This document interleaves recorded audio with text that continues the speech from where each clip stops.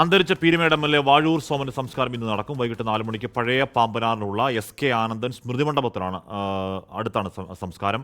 Vandiperiyar town ഹാളിൽ പൊതുദർശനം തുടരുകയാണ്. Rahul Vijayan Vandiperiyar town ഹാളിൽ ചെയ്യുന്നു. രാഹുൽ അടിസ്ഥാനവർഗ നേതാവായിരുന്നു, ഒരുപാട് ബന്ധങ്ങളുള്ള ഒരു നേതാവായിരുന്നു. അതിനൊക്കെ അപ്പുറം മരണം അങ്ങേയറ്റം ആകസ്മികവുമായിരുന്നു. ഏത് രീതിയിലാണ് അവരുടെ എം.എൽ.എക്ക് നാട് വിട നൽകുന്നത് രാഹുൽ?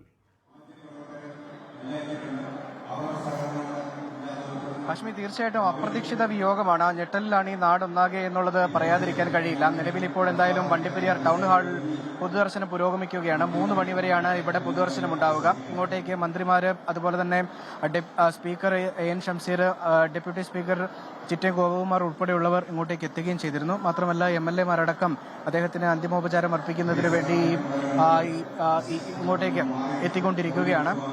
രാഷ്ട്രീയ നേതാക്കളെല്ലാം കക്ഷി രാഷ്ട്രീയ ഭേദമന്യേ എല്ലാവരും വരുന്ന കാഴ്ചയാണ് നമ്മൾ കാണുന്നത്. അത്രത്തോളം ജനകീയനായിരുന്നു ഈ വാഴൂർ സോമൻ എന്ന കാര്യത്തിൽ യാതൊരു സംശയമില്ല. തൊഴിലാളി പ്രസ്ഥാനത്തിലൂടെ തൊഴിലാളികൾക്ക് വേണ്ടി പോരാടിയ ഒരു നേതാവാണ്. അങ്ങനെ വളർന്നു വന്നൊരു നേതാവാണ്. ആ തൊഴിലാളികളുടെ സ്നേഹം അത് ഒരിക്കലും വിട്ടുപോകില്ല എന്നുള്ളതിന്റെ തെളിവ് കൂടിയാണ് ഇങ്ങോട്ടേക്ക് അന്തിമോപചാരം അർപ്പിക്കാൻ എത്തുന്ന ആളുകളുടെ ഒരു തിരക്ക്. 11 മണിയോടുകൂടിയാണ് ഈ ടൗൺ ഹാളിലേക്ക് എത്തിയത്. ഇപ്പോഴും ആളുകളുടെ ഒരു പ്രവാഹം തുടരുകയാണ്. 100 കണക്കിന് ആളുകൾ അന്തിമോപചാരം അർപ്പിക്കാൻ എത്തുന്നു എന്നുള്ളതാണ് ഏറ്റവും നമുക്ക് കാണാൻ കഴിയുന്ന കാഴ്ച. വൈകിട്ട് 4 മണിക്ക് എസ്.കെ. പഴയ പാമ്പനാറിലാണ് ഈ സംസ്കാര ചടങ്ങുകൾ ക്രമീകരിച്ചിരിക്കുന്നത്. നേരത്തെ വീട്ടുവളപ്പിലായിരുന്നു സംസ്കാര ചടങ്ങുകൾ ക്രമീകരിച്ചിരുന്നെങ്കിലും പിന്നീട് അത് മാറ്റുകയായിരുന്നു. പഴയ പാമ്പനാറിലുള്ള സ്മൃതി കുടീരത്തിനടുത്തുള്ള സ്ഥലത്തേക്ക് മാറ്റുകയായിരുന്നു എന്നുള്ളതാണ് അറിയിച്ചിരിക്കുന്നത്. നിലവിൽ ഈ പൊതുദർശനം പുരോഗമിക്കുന്നു എന്നുള്ളതാണ് ഇവിടെ നിന്നുള്ള കാഴ്ച. ഏറെ ഞെട്ടിച്ച കാര്യം, കാരണം ഇന്നലെ ഈ പരിപാടിയിൽ പങ്കെടുക്കുമ്പോഴൊന്നും ഇത്തരത്തിൽ ഒരു ആരോഗ്യ പ്രശ്നങ്ങൾ പ്രകടമായിട്ടുണ്ടായിരുന്നില്ല. അപ്രതീക്ഷിതമായിട്ടാണ് ഹൃദയാഘാതം ഉണ്ടാവുകയും അതുപോലെ തന്നെ മരണം സംഭവിക്കുകയും ചെയ്തത്. നേരത്തെ ആരോഗ്യ പ്രശ്നങ്ങളൊക്കെ ഉണ്ടായിരുന്നു, പക്ഷെ അതൊരു മരണത്തിലേക്ക് നയിക്കുന്ന അവസ്ഥയിലേക്ക് ആ കാര്യങ്ങൾ പോകുമെന്ന് ഒരു തരത്തിലും പ്രതീക്ഷിച്ചിരുന്നില്ല.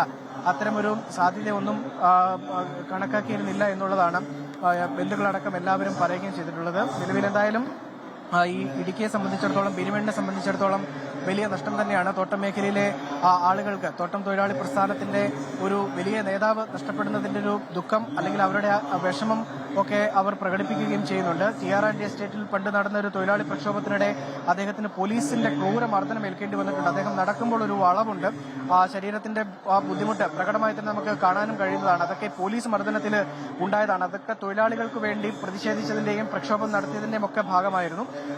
അത്തരത്തിൽ ആ തൊഴിലാളികൾക്കൊപ്പം നിന്ന നേതാവ്, അതുപോലെ തന്നെ MLA ആയതിനു ശേഷം ഈ ഭൂപ്രശ്നങ്ങളിലൊക്കെ നടത്തിയ ഇടപെടലുകൾ, അതുപോലെ തന്നെ സർക്കാരിന്റെ CPI ഭരിക്കുന്ന റവന്യൂ വകുപ്പിന് എതിരെ തന്നെ ചില ഘട്ടങ്ങളിൽ അദ്ദേഹം പരസ്യമായി പ്രസ്താവനകൾ നടത്തുകയൊക്കെ ചെയ്തിട്ടുണ്ട്. അത്തരത്തിൽ ജനകീയമായ വിഷയങ്ങളിൽ ജനങ്ങൾക്കൊപ്പം നിന്നുകൊണ്ടുള്ള പോരാട്ടമായിരുന്നു അദ്ദേഹം നടത്തിയിരുന്നത്. അങ്ങനെ ഒരു നേതാവിനെയാണ് നഷ്ടപ്പെട്ടിരിക്കുന്നത്. അദ്ദേഹത്തിന്റെ പൊതുദർശനമാണ് ഇപ്പോൾ ഈ ടൗൺ ഹാളിൽ നടക്കുന്നത്. അങ്ങോട്ടേക്ക് 100 കണക്കിന് ആളുകൾ എത്തിക്കൊണ്ടിരിക്കുകയാണ് അന്തിമോപചാരം അർപ്പിക്കാൻ.